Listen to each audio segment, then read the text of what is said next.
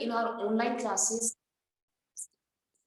we have completed the topic D and F block, right? We have completed D and F block topic, and now we are going to discuss the very new topic, which is coordination compounds. But first of all, I just want to convey you a basic information about your syllabus, about your board examination. In your board exam, the complete inorganic chemistry is of 9 marks. Complete inorganic chemistry is of 9 marks. And inorganic chemistry, you have only 2 topics in term 2, that is D and F block elements and coordination compound, right? Both the topics combinedly make the 9 marks out of 35. Now the point arises, when I have completed D and F block elements rather than the coordination is comparatively a major topic as compared to D and F block compounds, in my opinion, as well as I have seen so many previous year examination question papers. So I can say coordination is the major topic as compared to D and F. First point. Second point, I'm not very sure the particular for this session only due to COVID situations, as the marks margin has been reduced. But in my opinion, the coordination compound would be of at least 5 to 6 marks, right? So out of 9, 5 to 6 marks would be only the coordination compound, right? So let's begin.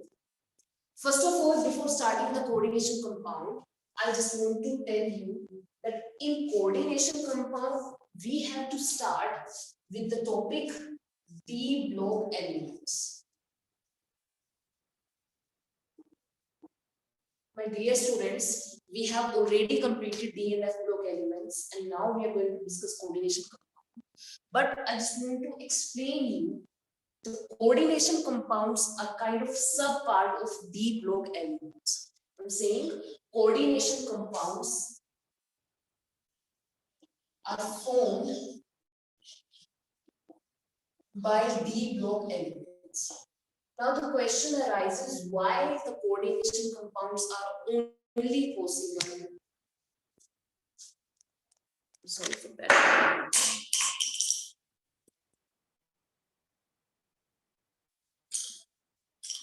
The compounds which are formed by. Now the question arises, why the D block elements they can make the coordination compounds? The answer behind the question is, in making the coordination compound, D block elements have some various properties. Number 1, they have the small atomic size. Number 2, they have the vacant d orbitals. And last but not the least, they have the variable oxidation state.